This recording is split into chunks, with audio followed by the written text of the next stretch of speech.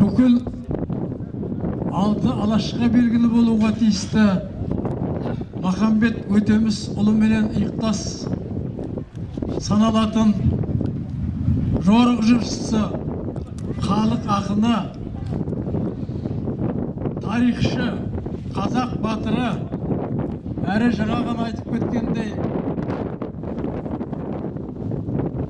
дәулескер күйші,